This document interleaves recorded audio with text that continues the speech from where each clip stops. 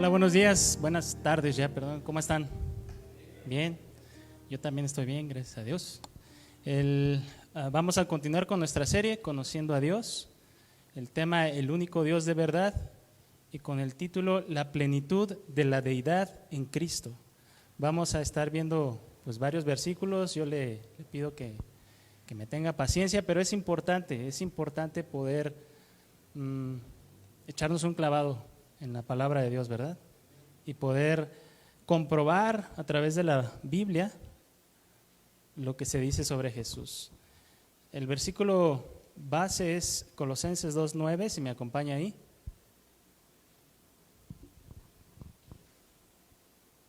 Colosenses 2:9.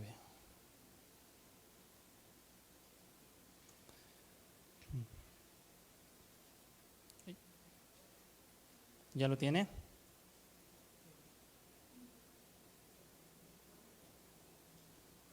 Y dice, porque en Él habita corporalmente toda la plenitud de la deidad. ¿Está hablando de quién? De Cristo Jesús.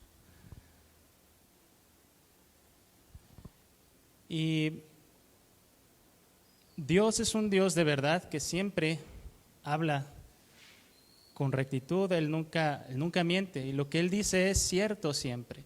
Y así era Jesús, las palabras que Jesús hablaba eran palabras de verdad, Él nunca mentía, nunca mintió. Y la verdad, por definición, es exclusivo, es decir, no pueden haber dos cosas que sean verdad al mismo tiempo. No puedo decir, pues este saco es azul y también es amarillo, ¿verdad que no? O es una cosa o es otra. La verdad, por definición, es exclusiva. Hay alguien que pueda decir, es que no hay verdades absolutas, no existe la verdad absoluta. Pero esa misma declaración cae en una verdad absoluta. No sé si puedan seguir ese hilo, ¿no? Hay verdades absolutas y la verdad absoluta está en Dios y en su palabra. Jesús es sin duda la persona más conocida de la historia, también la más atacada y seguramente la que más controversia puede llegar a generar. Muchas personas puede que hayan escuchado sobre Jesús y tengan cierta noción de quién es Jesús y puedan llegar a opinar sobre él sin en realidad conocerlo con profundidad. Cuando tú quieres conocer algo, le dedicas tiempo, ¿verdad? Le dedicas esfuerzo, le dedicas horas, le dedicas incluso hasta dinero, compras revistas, compras libros cuando estás estudiando. Que el maestro quiere que compres un libro y vas y lo compras porque tienes que estudiar. El conocer algo en realidad demanda un esfuerzo, demanda nuestro tiempo. Pero hay personas que pueden tener cierta noción de Jesús, hablan sobre Jesús, pero no lo conocen profundamente conforme a la palabra. Y pasa que cuando hablamos de cosas que medio conocemos, mezclamos lo que conocemos con ideas propias, ¿no? Con ideas nuestras.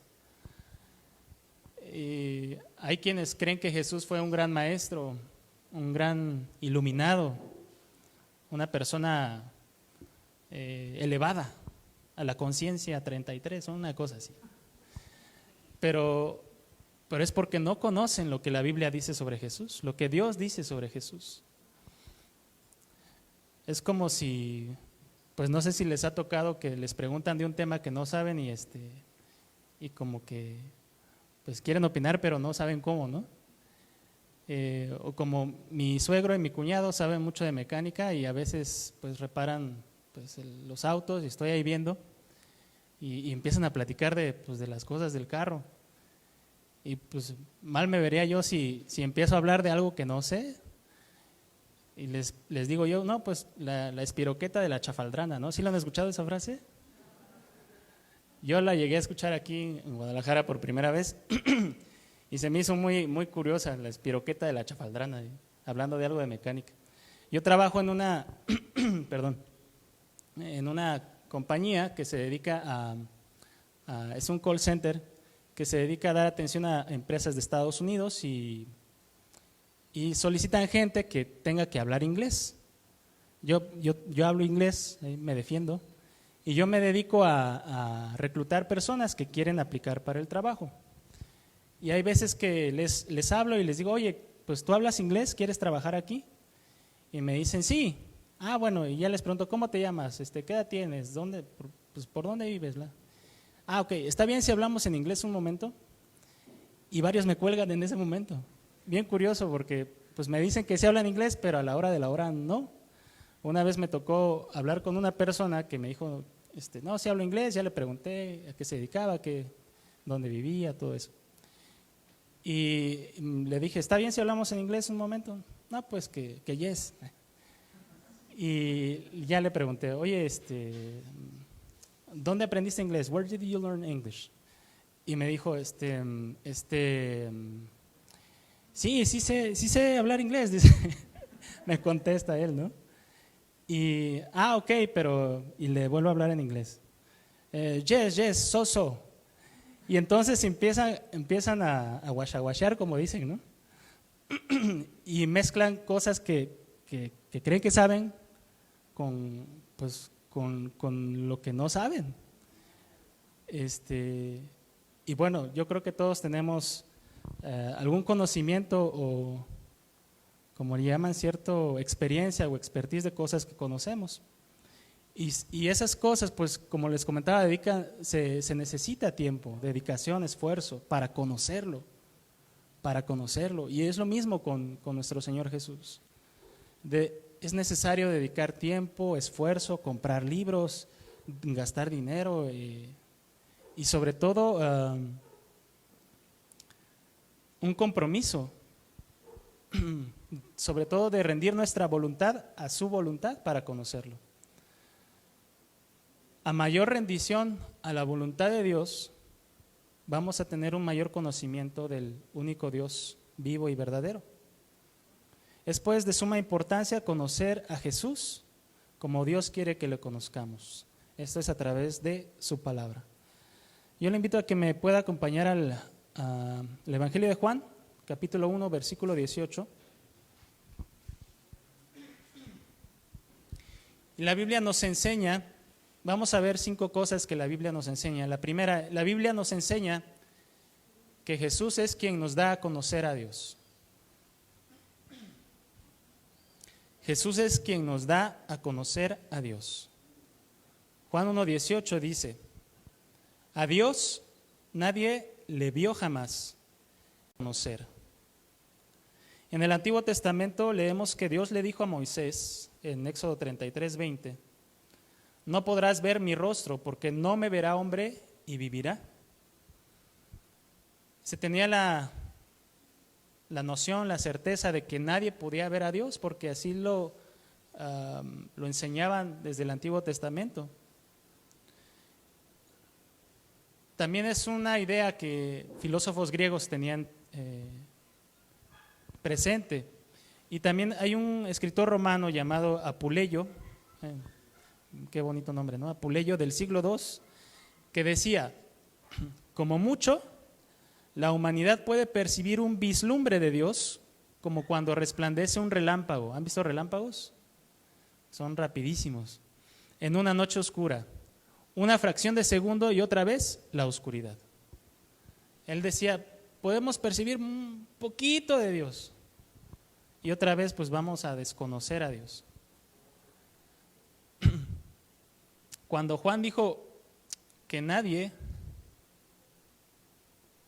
a Dios nadie le vio jamás, nadie podría poner eso en duda. Pero Juan continúa el versículo y dice que Jesús es quien nos ha dado a conocer a Dios. Como diciendo, si tú miras a Jesús, vas a conocer a Dios. Y la palabra ver de este versículo proviene del griego jorao, que significa 2 cosas, ver de manera física y tener una percepción mental, es decir, conocer a través de la mente, tener una comprensión de algo. A Dios nadie lo ha visto físicamente, ni lo ha podido comprender nadie de una manera plena. Pero en Jesús ambas cosas son posibles. Cuando las personas de la época de Jesús veían a Jesús, no que estaban viendo a Dios hecho hombre. En Jesús se puede ver a Dios.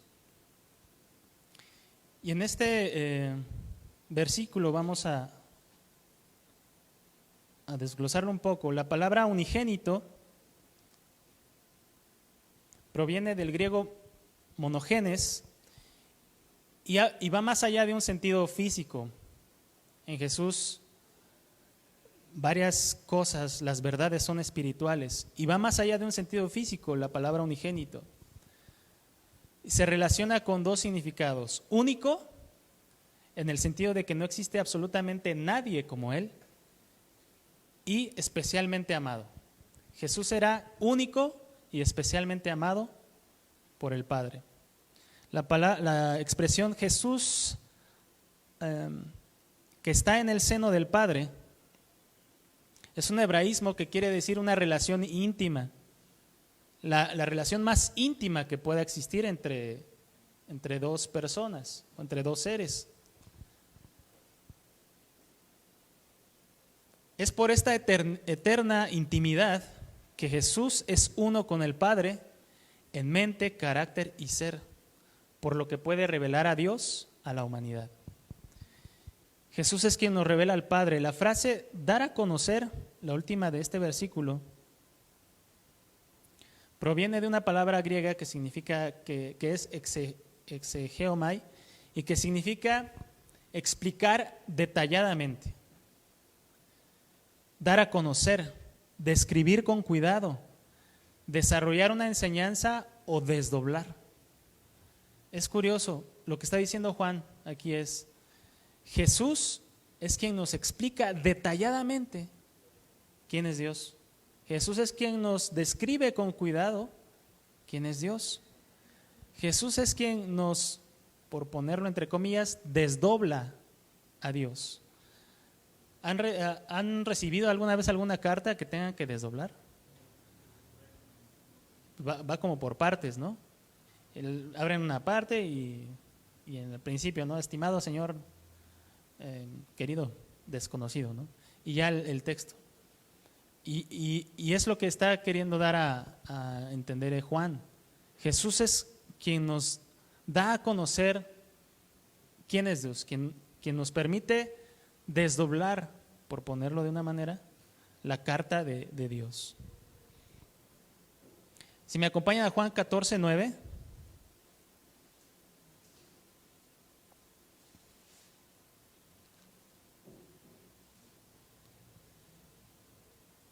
Está hablando Jesús con Felipe. Todo este capítulo 14 es un capítulo muy bonito,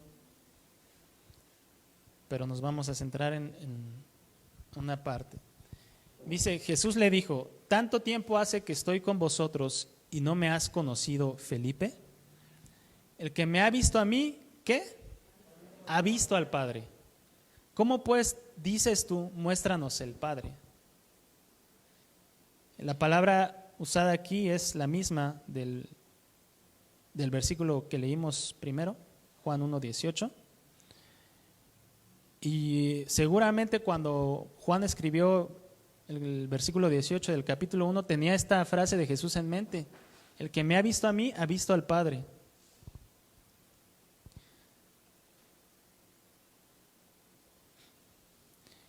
Y así como es cierto que el que ha visto a Jesús ha visto al Padre, también es cierto que el que no ha visto a Jesús, ¿qué? No ha visto al Padre. Es indispensable conocer a Jesús para conocer a Dios. A veces cuando evangelizábamos en las plazas y les compartíamos, yo les comentaba esto mismo. Si tú quieres conocer a Dios, necesitas conocer a Jesús. Necesitas leer los evangelios, necesitas saber quién es Jesús, qué hizo. Necesitas saber. sobre Jesús. Y Jesús, cuando menciona esta parte, el que me ha visto a mí, ha visto al Padre, trae a la luz nuevamente una verdad central que ya había mencionado en capítulos anteriores, en Juan 10:30, cuando decía, yo y el Padre, uno somos. Jesús está diciendo, conocerme a mí es conocer a Dios, verme a mí es ver a Dios, aprender de mí es aprender de Dios. Y nadie en la historia se ha atrevido a decir algo semejante. Es una frase muy, pues muy audaz, y ¿cómo llamarlo? Que solamente Jesús lo pudo haber dicho porque era cierto. Ni los iluminados han dicho eso, ni Mahoma, ni Buda, ni nadie va a decir eso de una manera coherente. No, hay cada loco también que luego dice que es el Mesías en la tierra, que ha habido muchos en la historia, pero o lo que Jesús decía era cierto o no era cierto. O lo que Jesús decía sobre sí mismo era verdad o era mentira. No pueden ser las dos cosas al mismo tiempo, ¿verdad? Entonces Jesús estaba diciendo, el Padre y yo uno somos, el que me ha visto a mí ha visto al Padre. Y la Biblia nos enseña que Jesús tiene los atributos de Dios. Jesús tiene los atributos de Dios. Por ejemplo, tiene el atributo de eternidad. Jesús es eterno. Él no comenzó cuando nació de la Virgen. Jesús ya existía desde antes. La eternidad es no tener principio ni fin, no tener un origen ni una causa. Jesús es el origen y la causa de todas las cosas. Dios es el origen y la causa de todas las cosas. En Isaías 9:6, un versículo mesiánico, Jesús es llamado Padre eterno o Padre de la eternidad.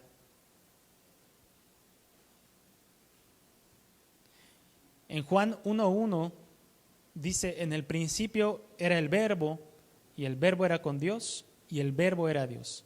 Este era en el principio con Dios. En el principio, el Verbo ya estaba. Cuando todas las cosas empezaron a existir, el Verbo ya estaba. Jesús ya estaba. Él no tiene un comienzo, como algunos pueden llegar a decir. En Juan 8:58,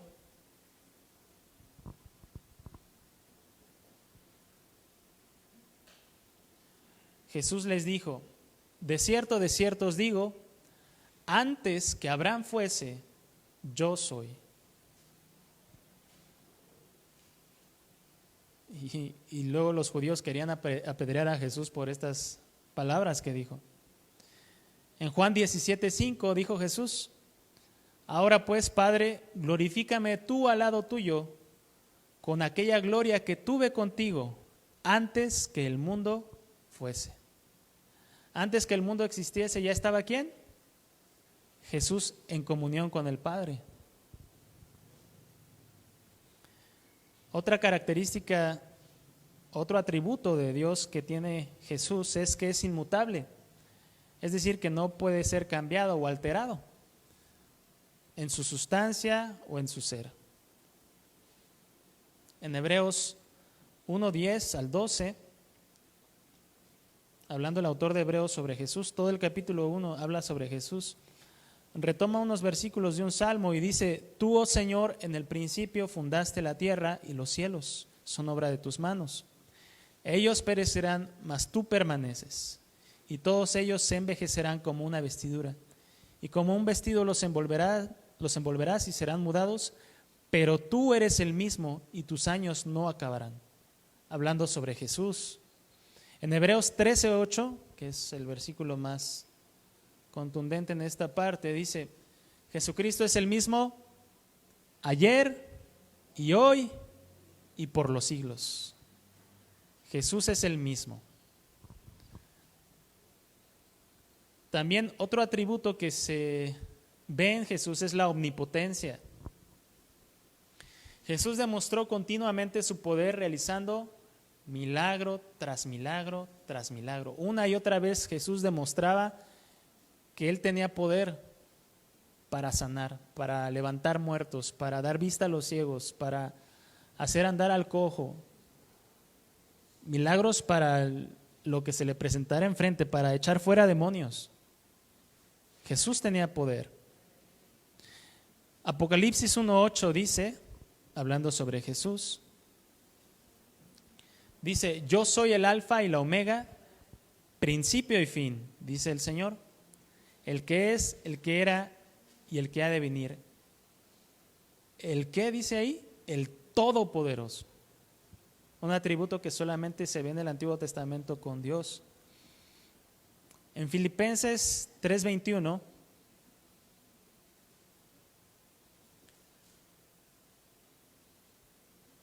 dice,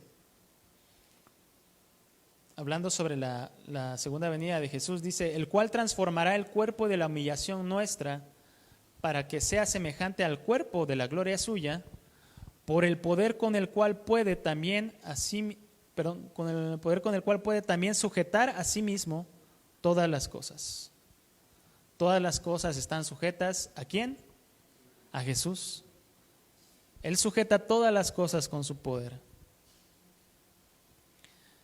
Jesús también muestra el atributo de Dios de la omnisciencia.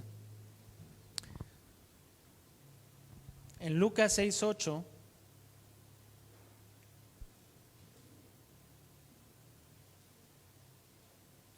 dice: mas él conocía los pensamientos de ellos y dijo al hombre que tenía la mano seca: levántate y ponte en medio. Y él, levantándose, se puso en pie. Lucas 11:7 también dice: mas él, conociendo los pensamientos de ellos, les dijo: todo reino dividido contra sí mismo es asolado, y una casa dividida contra sí misma cae. En Juan 2:24 y 25 dice: pero Jesús mismo no se fiaba de ellos porque conocía a todos y no tenía necesidad de que nadie le diese testimonio del hombre, pues él sabía lo que había en el hombre.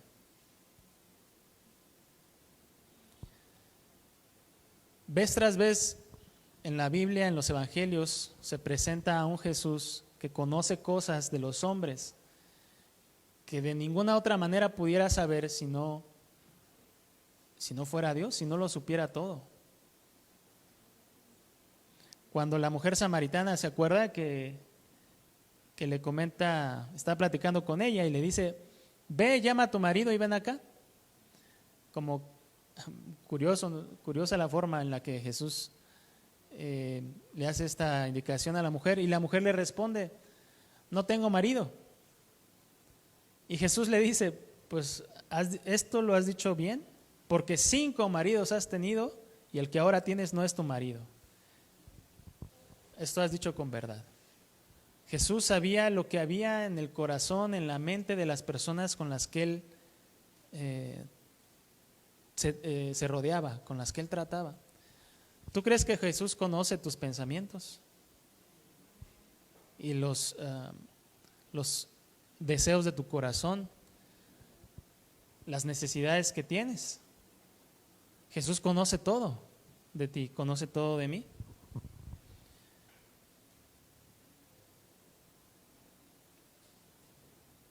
También podemos ver que presenta el atributo de la omnipresencia. En Mateo 18:20 Jesús comentó: porque donde están 2 o 3 congregados en mi nombre, ahí estoy yo en medio de ellos.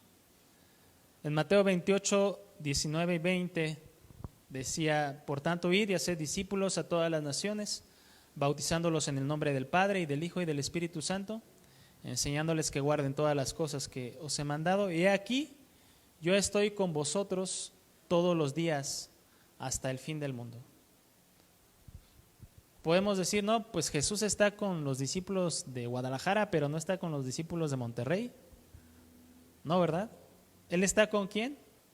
Con todos. con todos sus discípulos porque Él lo ha prometido, y si lo prometió es porque es verdad.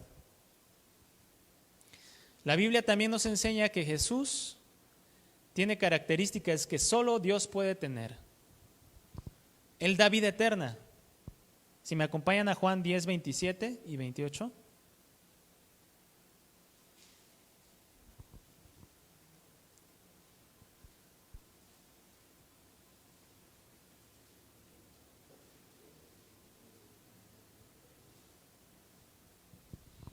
Dice: mis ovejas oyen mi voz y yo las conozco y me siguen.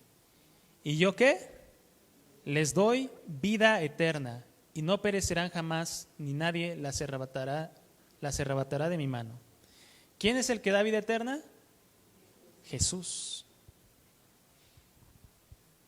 Solamente como decía en Génesis, que dan frutos según su género, ¿no? Pues un árbol de manzanas da manzanas,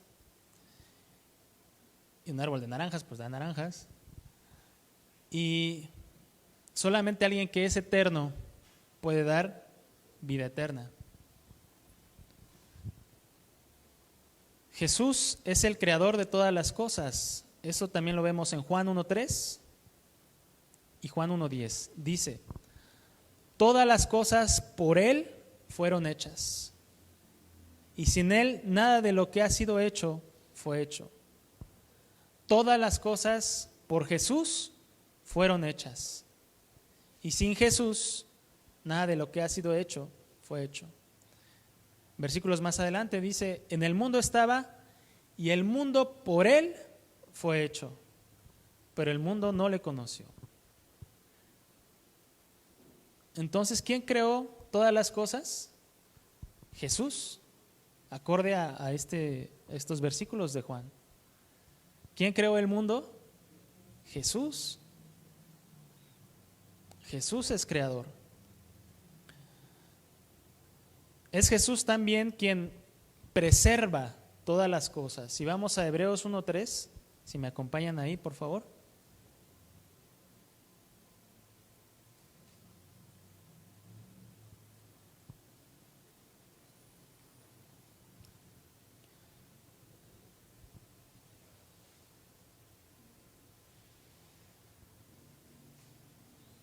Dice: el cual, hablando sobre Jesús, siendo el resplandor de su gloria y la imagen misma de su sustancia, y quien sustenta todas las cosas con la palabra de su poder, habiendo efectuado la purificación de nuestros pecados por medio de sí mismo, se sentó a la diestra de la majestad en las alturas.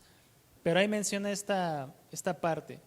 Jesús es quien sustenta todas las cosas con la palabra de su poder.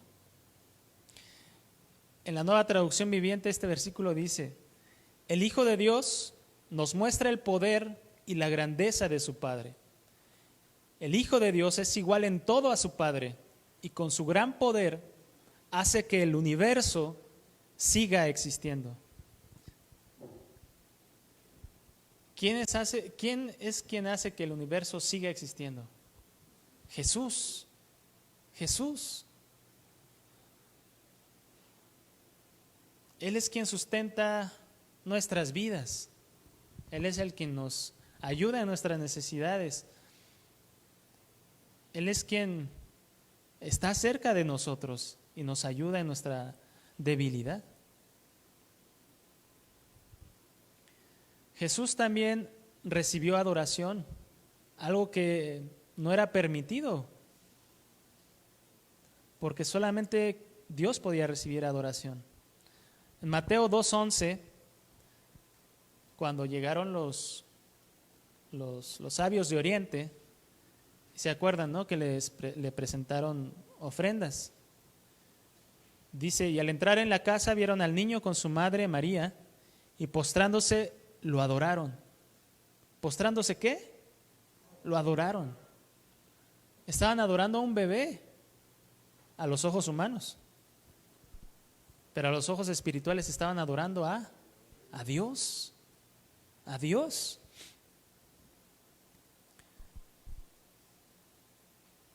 Filipenses 2, 9 al 11 dice: por lo cual Dios también le exaltó hasta lo sumo y le dio un nombre que es sobre todo nombre, para que en el nombre de Jesús se doble toda rodilla de los que están en los cielos y en la tierra y debajo de la tierra, y toda lengua confiese que Jesucristo es el Señor, para gloria de Dios Padre. En el nombre de Jesús se va a doblar toda rodilla. En el nombre de Jesús y a Jesús se doblará toda rodilla para darle adoración. En Apocalipsis 5, 12 y 13, si me acompañan también ahí, este versículo también es muy bonito, estos versículos. Apocalipsis 5, 12 y 13, sobre la adoración celestial, dice que decían a gran voz: el Cordero que fue inmolado es digno de tomar el poder, las riquezas, la sabiduría, la fortaleza, la honra, la gloria y la alabanza.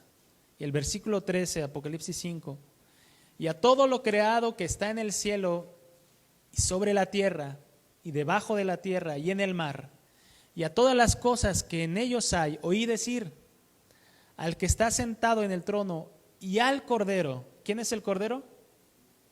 Jesús. Sea la alabanza, la honra, la gloria y el poder por los siglos de los siglos. Jesús recibe adoración por la eternidad.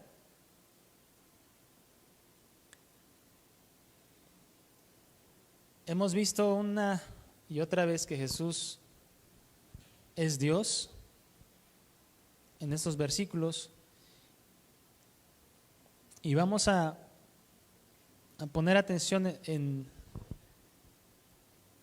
Filipenses 2, 5 y 6. Si me acompañan también ahí.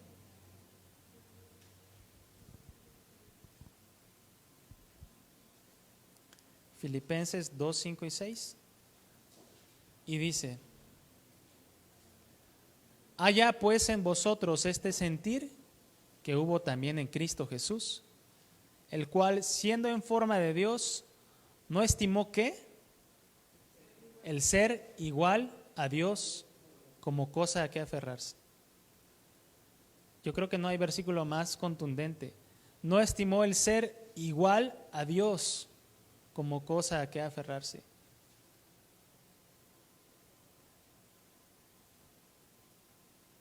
Estaba en el tiempo de la alabanza, estaba pensando en estos versículos precisamente, y meditaba que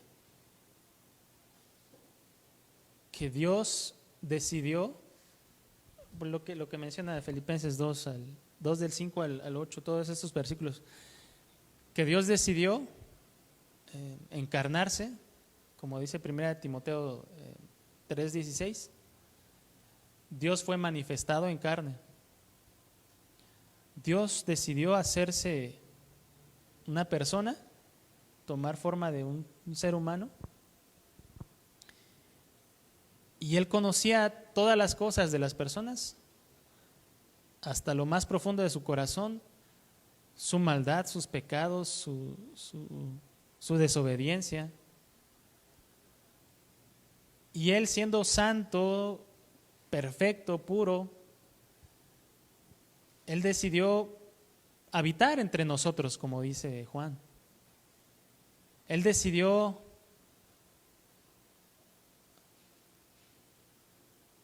estar entre nosotros de manera voluntaria y morir por nosotros.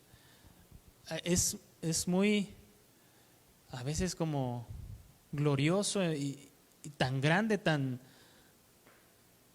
indescriptible, que Dios decidiera tomar la forma de una persona, de un hombre, conocernos, nuestras debilidades, nuestros pecados, nuestras fallas, y no juzgarnos, pudiendo hacerlo como la mujer pecadora que fue hallada en el acto mismo de adulterio, que le dijo: ni yo te condeno,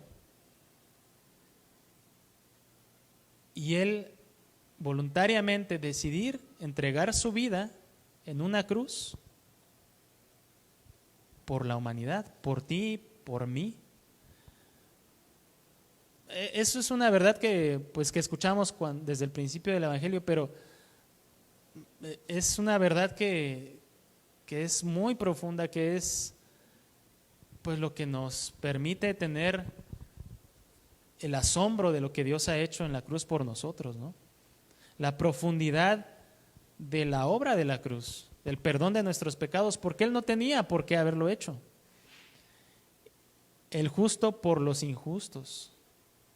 Porque Él, dice en 1 Corintios 8:9, siendo rico se hizo pobre para que nosotros fuéramos enriquecidos. Y es una verdad, como les comento, que es pues preciosa y es lo que estamos viendo. Si me acompañan nuevamente a Hebreos 1:3.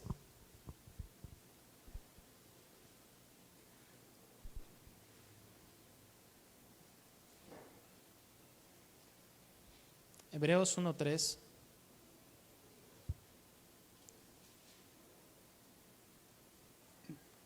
dice, la primera parte, el cual, siendo el resplandor de su gloria y la imagen misma de su sustancia.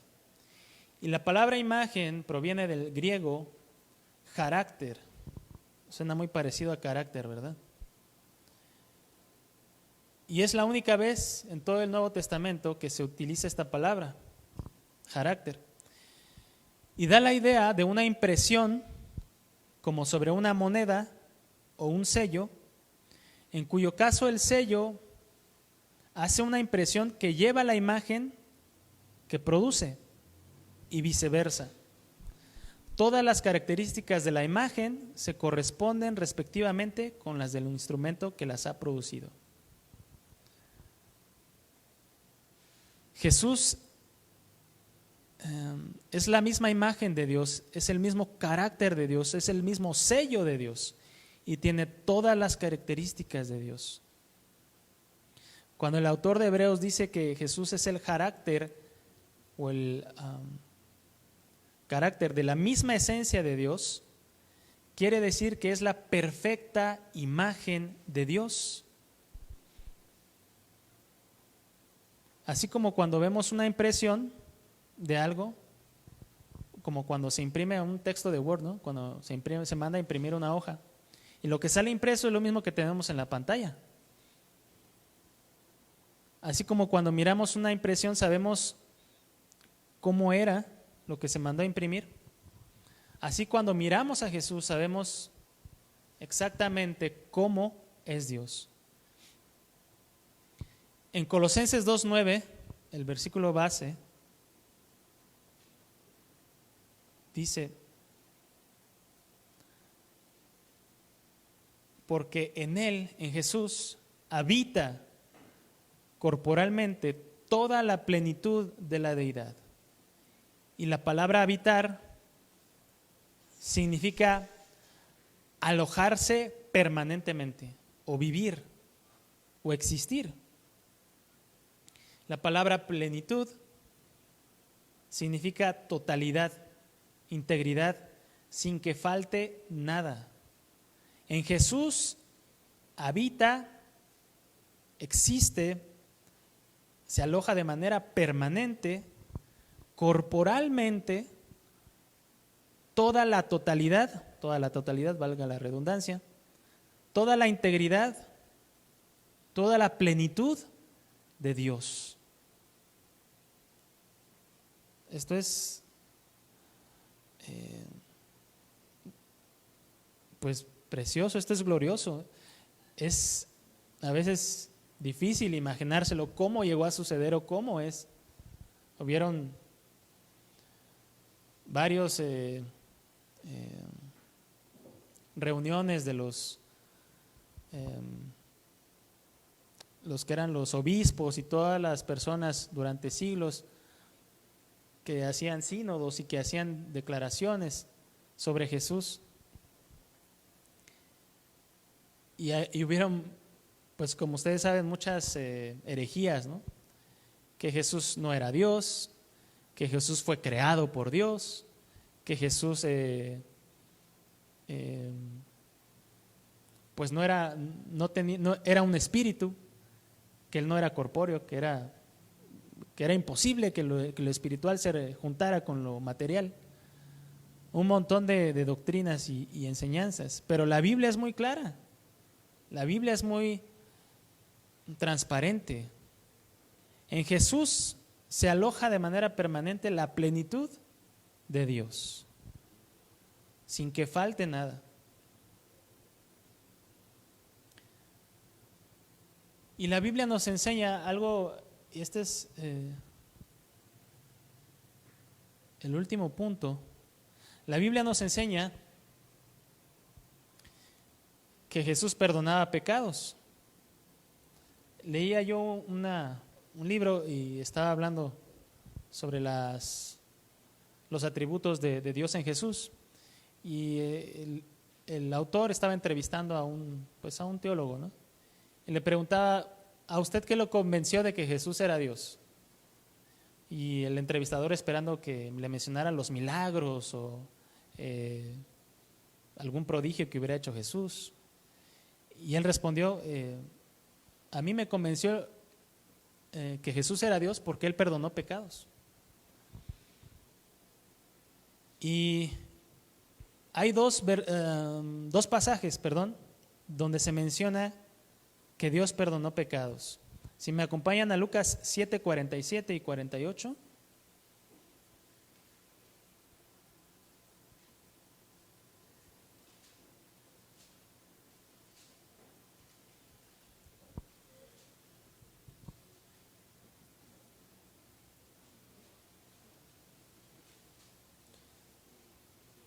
Está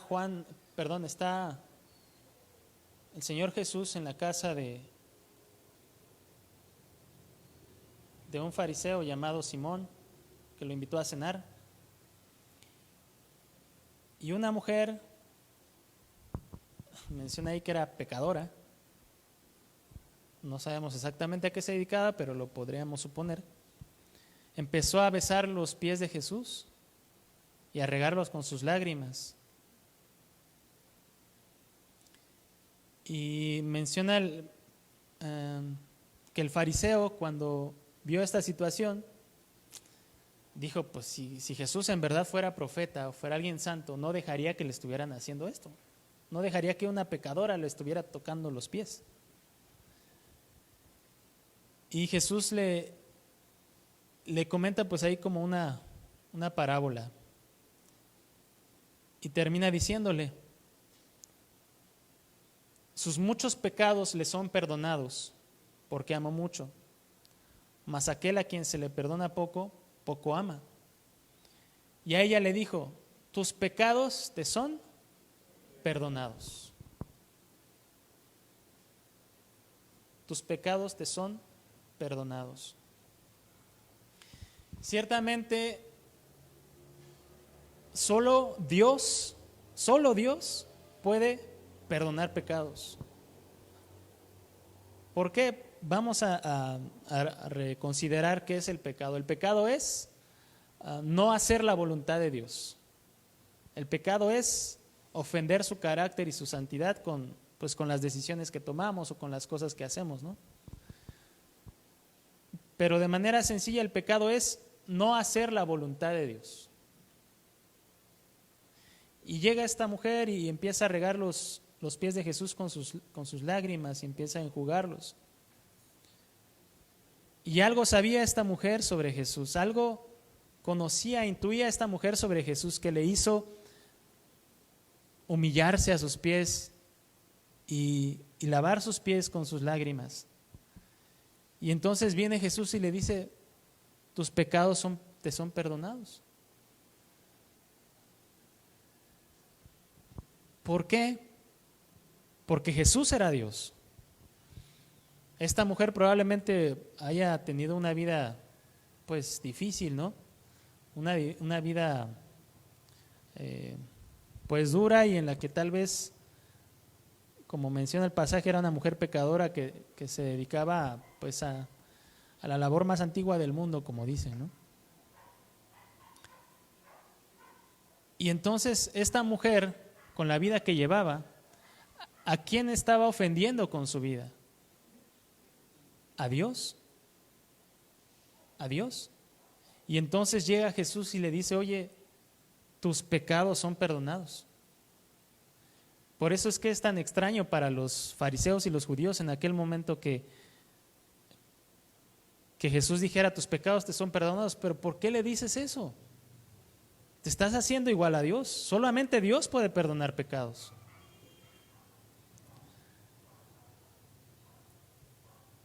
Vamos a Marcos 2:1.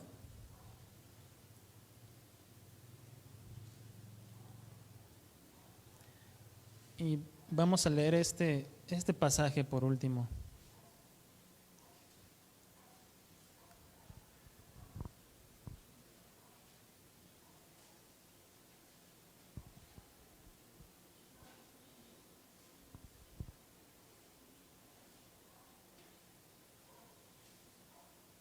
Del 1 al 12.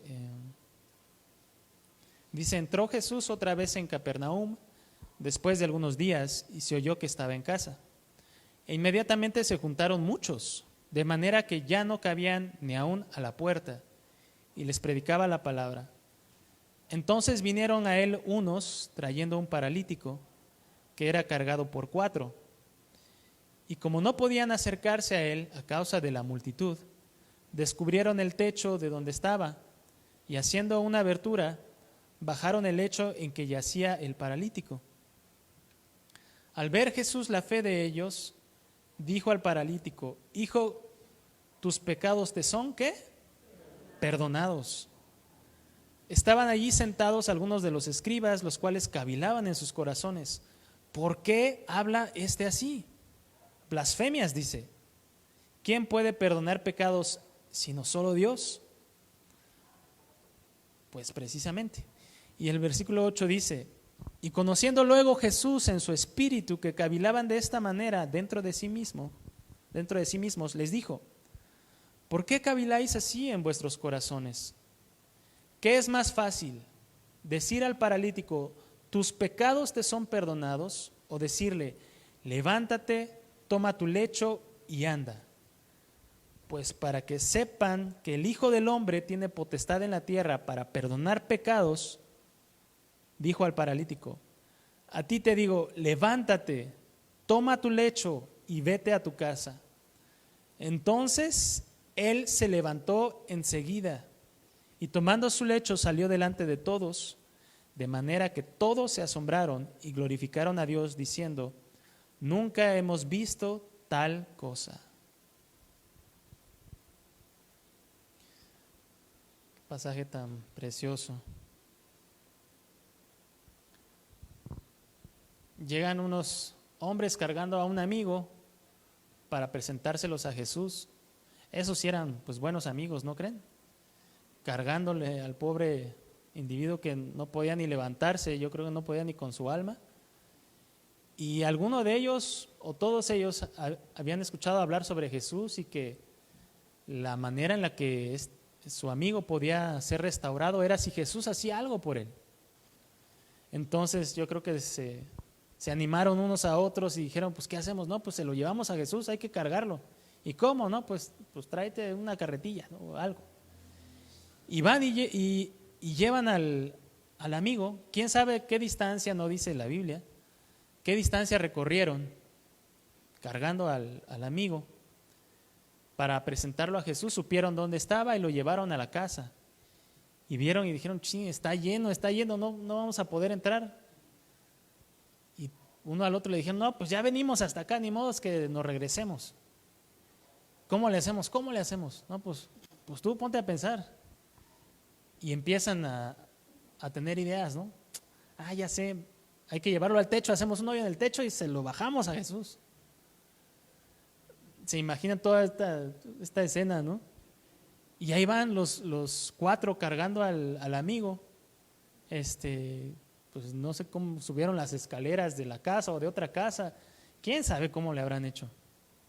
Pero llegaron al techo y empezaron a escarbar el techo, porque el techo de aquellos, los techos de las casas de aquellos tiempos pues eran con palmas y con barro y de alguna manera que pudiera estar sólido, ¿no? Y empezaron a hacer un hoyo, y un hoyo chiquito y luego cada vez más grande y cada vez más grande, de tal manera que cupiera una persona. Entonces empezaron a decir, pues hay que bajarlo. Y pues como misión imposible, ¿no? Cada quien de una esquina, tal vez bajando al amigo ahí despacito, que no se nos vaya a caer, ¿no?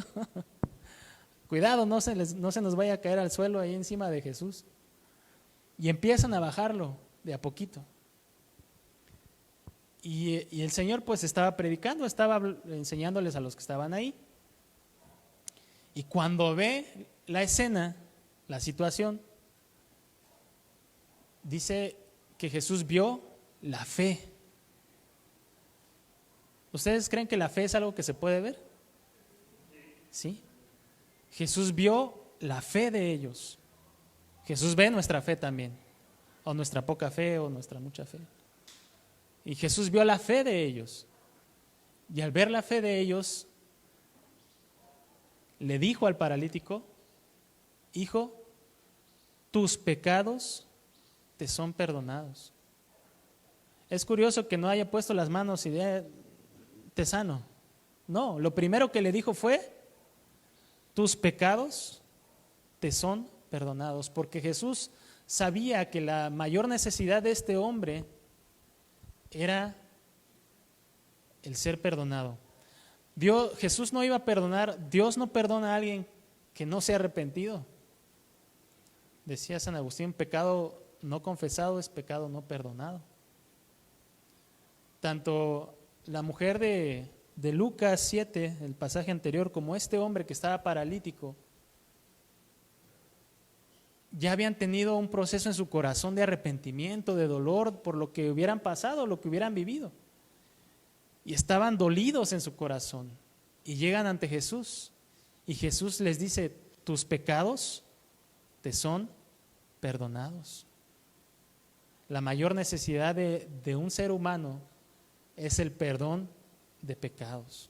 No es un trabajo, no es que alguien te ame, no es que tengas mucho dinero o una muy buena casa.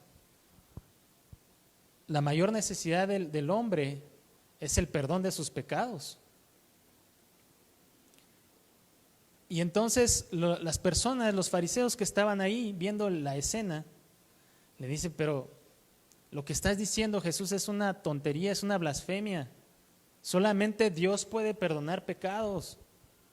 Y entonces Jesús, de una manera muy sabia, muy preciosa, les dice: a ver, porque uno podría pensar, pero ¿cómo saber que sus pecados fueron perdonados? Porque cualquiera se lo pudo haber dicho y, no, pues sí, te perdono tus pecados, vete, ¿no? Pero ¿cómo saber en realidad que sus pecados fueron perdonados? Y entonces Jesús dice: mire, para que ustedes sepan que sus pecados fueron perdonados, voy a hacer un milagro. Y les dice: ¿qué es más fácil? ¿Decir al paralítico, tus pecados te son perdonados? ¿O decirle, levántate, toma tu lecho y anda? Y dice: pues para que se les quite, ¿no? Pues para que sepan que el Hijo del Hombre tiene potestad en la tierra para perdonar pecados.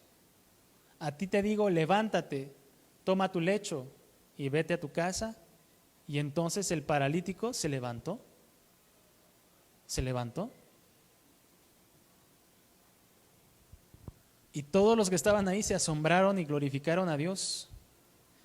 Yo creo que no pudo haber una prueba más grande para los ojos, para el corazón, de confirmar que Jesús era Dios, que el materializar la verdad de que Él puede perdonar pecados porque Él es Dios. Solamente Dios puede perdonar pecados porque cuando pecamos solamente ofendemos a Dios. Bueno, también ofendemos a otras personas cuando pasa, pero en primer lugar ofendemos a Dios. Dios es el único que puede perdonar. Dios es el ofendido y el único con el derecho de perdonar al ofensor. Es como si alguien llegara y me golpeara en la calle, ¿no? Y me metiera un patadón. Por cierto, cuando yo era adolescente, iba yo llegando a mi casa y pasé por unas canchas de básquetbol y estaban ahí unos cholos, o ¿cómo le llaman? ¿Cuáles son los otros que no son los cholos? Los de no me acuerdo, unos muchachos ociosos. ¿Los qué? Los vagos. Y en ese tiempo se usaban lo de las placas, no sé si les tocó escucharlo, ¿no? Y mi cinturón tenía pues una hebilla grande, no que yo tuviera una placa que dijera 13 o 18 o la 21, lo que sea. Y entonces pasé por enfrente de la entrada y estaban unos muchachos, cholos yo creo, y me dicen, chavo, la placa. Y yo iba vestido, lo malo de ese día es que iba yo vestido casi todo de negro, por eso creo que me vieron como de ellos. Y chavo, la placa. No, pues yo no tengo placa. No, que saques la placa, que yo no tengo placa, le digo. Y eran 3. Y entonces uno de ellos pues me da una patada karateca y me planta su tenis aquí en la cara y me deja tierra aquí. Y yo le digo, yo no tengo placa, le digo. Y me dice, no, pues pásate al otro lado, ¿no? Al de la banqueta. Y yo me les iba a poner al brinco, pero dije, no, son 3 contra 1. No, sabio. Y me pasé al otro lado. Y entonces pues llegué a mi casa con la tierra aquí, todo adolorido.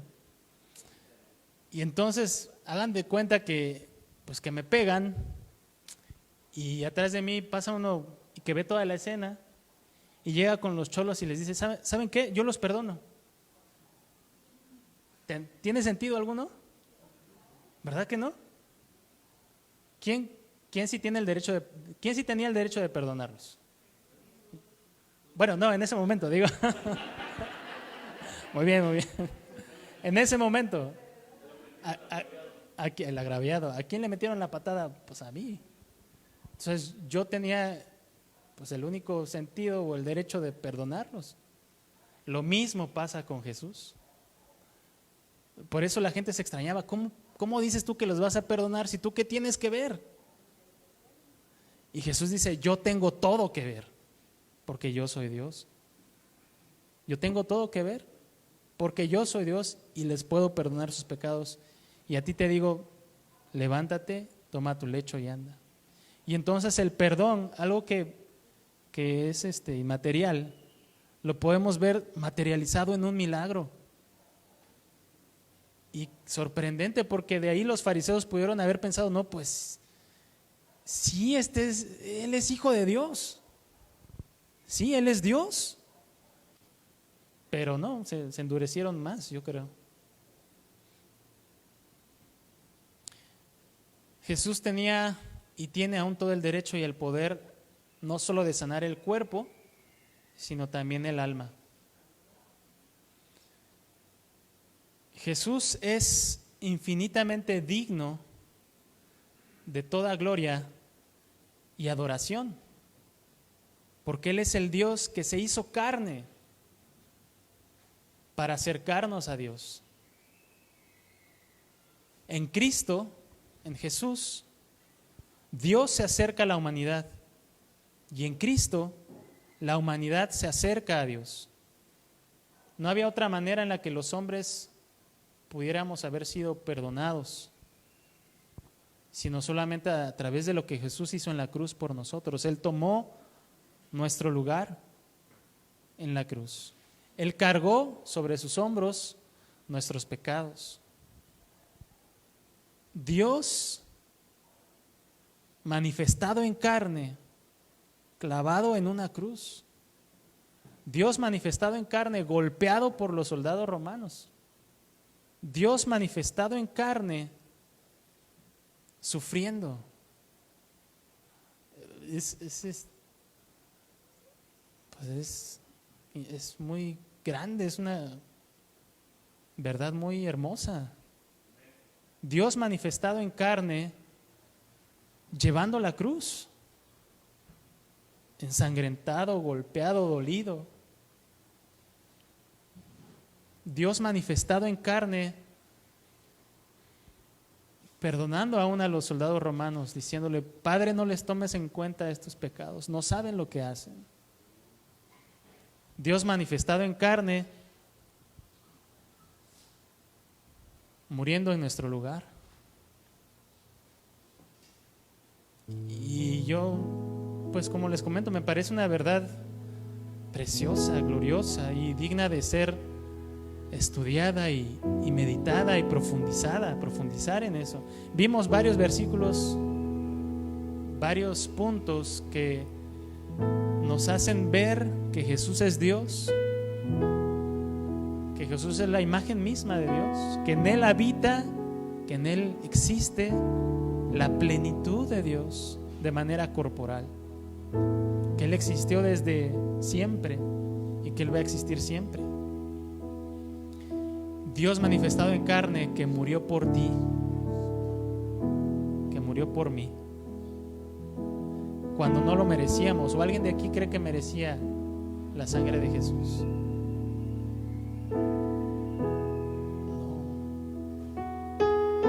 No merecíamos su sacrificio, pero Él sabía que la única manera en la que podíamos volver a Dios era muriendo en nuestro lugar. Y yo les invito a que podamos ponernos en pie un momento.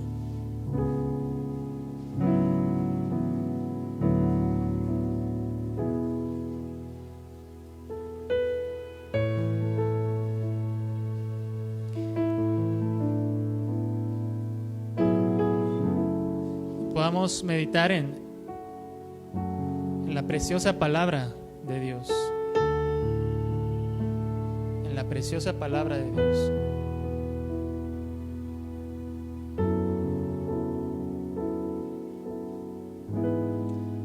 Es Dios manifestado en carne, dice su palabra.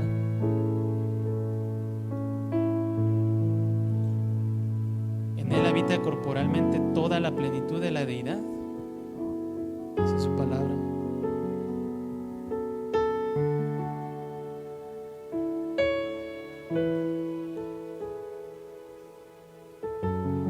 Él no estimó el ser igual a Dios como algo a lo cual aferrarse. Él es el resplandor de su gloria y la imagen misma de su sustancia. Jesús.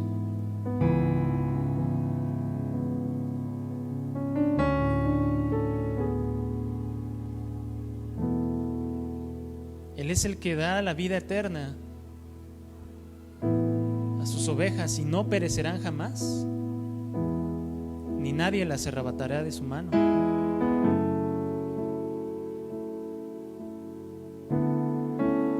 Él es el alfa y la omega, el principio y el fin, el que es, el que era y el que ha de venir, el todopoderoso.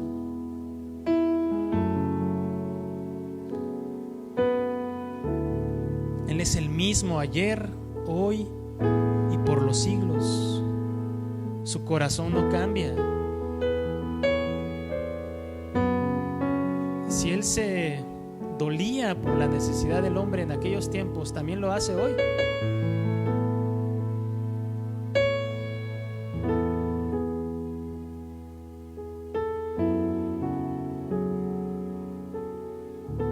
Él es el que está en el seno del Padre, el que nos ha dado a conocer a Dios.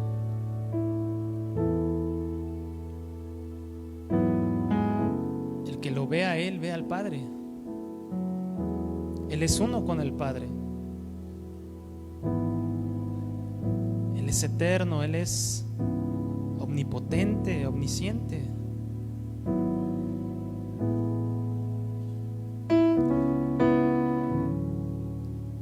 Él sustenta todas las cosas con la palabra de su poder.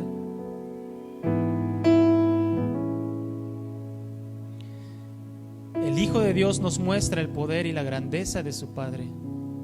El Hijo de Dios es igual en todo a su Padre y con su gran poder hace que el universo siga existiendo.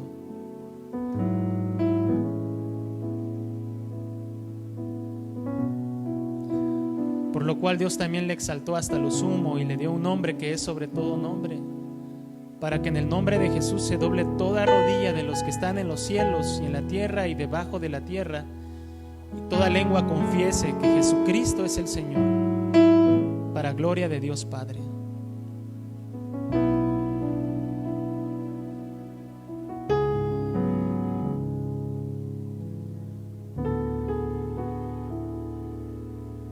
Él es digno de nuestra adoración en obediencia. Él es digno de nuestra devoción. Hebreos dice que Él es el autor de eterna salvación. Él es digno de eterna alabanza y de eterna adoración. Dios manifestado en carne para enseñarnos cómo vivir, para enseñarnos cómo amar, cómo perdonar, para enseñarnos cómo agradar al Padre.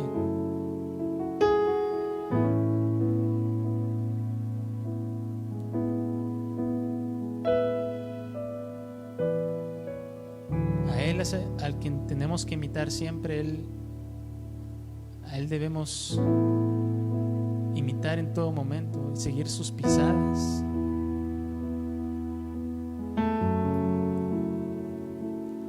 Dios manifestado en carne,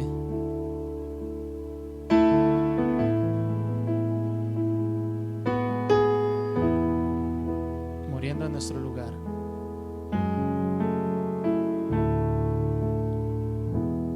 Y esta comprensión nos debe llevar a una adoración mayor, a un rendimiento mayor de su voluntad.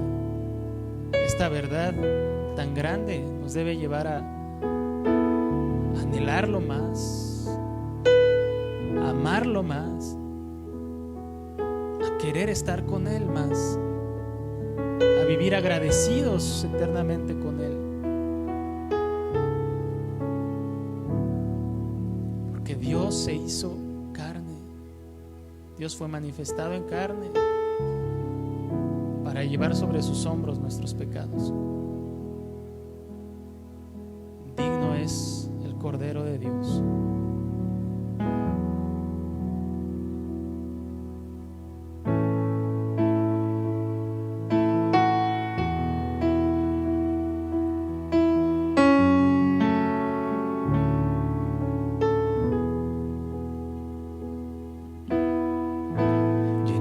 De luz y hermosura, infinito en dignidad, por la grandeza de tu gloria, todos a ti se posarán. Dile: lleno de luz y hermosura. Así eres tú, Señor Jesús, infinito en dignidad. Por la grandeza de tu gloria,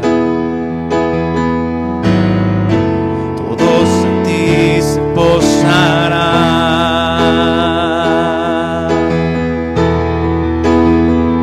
Dios de gracia y verdad, revelado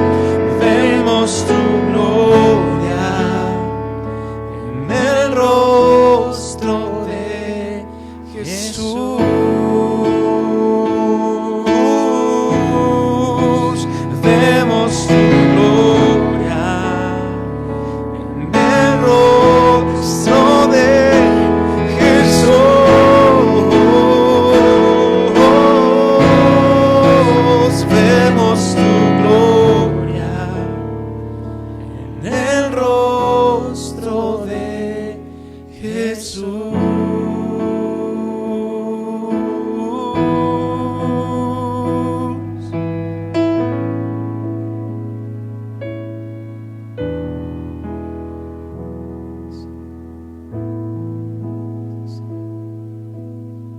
Te damos gracias, precioso Dios.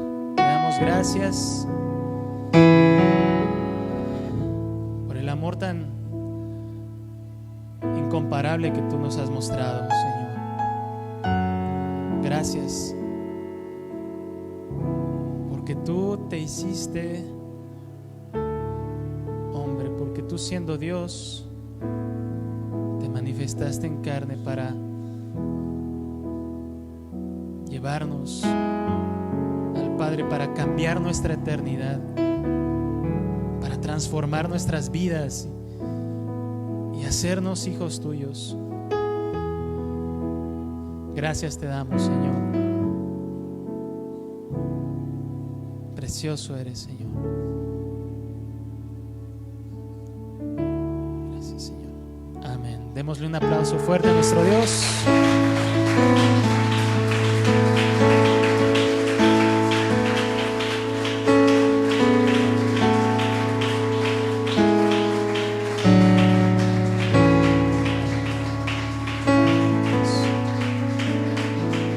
Gracias a Dios por su palabra.